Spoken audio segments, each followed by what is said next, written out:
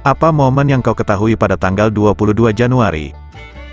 Pada 22 tahun silam, pertempuran antara tentara Indonesia dan gerilyawan Aceh Merdeka pecah di perbukitan Alumon, daerah pegunungan Cubo, Kabupaten Pidi Jaya. Ia syahid bersama istri dan 2 pengawalnya. Mari kita bahas dan tugasmu menyukai, bagikan dan tekan tombol subscribe. Syahidnya Tengku Abdullah Syafi'i pada tanggal 22 Januari tahun 2002 dalam pertempuran dengan TNI merupakan salah satu momen penting dalam konflik panjang Aceh. Abdullah Syafi'i, sebagai Panglima Gerakan Aceh Merdeka, GAM, memainkan peran penting dalam perjuangan kemerdekaan Aceh dari Indonesia.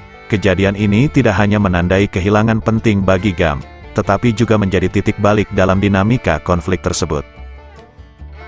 Syahidnya Syafi'i dan para pengikutnya, termasuk istrinya dan penasehatnya, mencerminkan intensitas dan tragisnya konflik Aceh. Ini juga menunjukkan kegigihan dan komitmen para pejuang GAM yang memilih untuk bertahan hingga akhir daripada menyerah. Sementara itu, korban jiwa dari kedua belah pihak, termasuk 9 anggota TNI, menunjukkan betapa berdarahnya pertempuran tersebut. Penguburan mereka di Cubo, Pidi Jaya, 2 hari setelah pertempuran, menjadi simbol perjuangan dan pengorbanan dalam konflik Aceh. Abdullah Syafi'i hingga kini dikenang sebagai simbol perlawanan bersenjata terutama anak muda Aceh. Ia harismatik dan dekat dengan awak media. Kehilangan beliau ditangisi seluruh rakyat kala itu, demikian kisahnya. Salam Sandawari.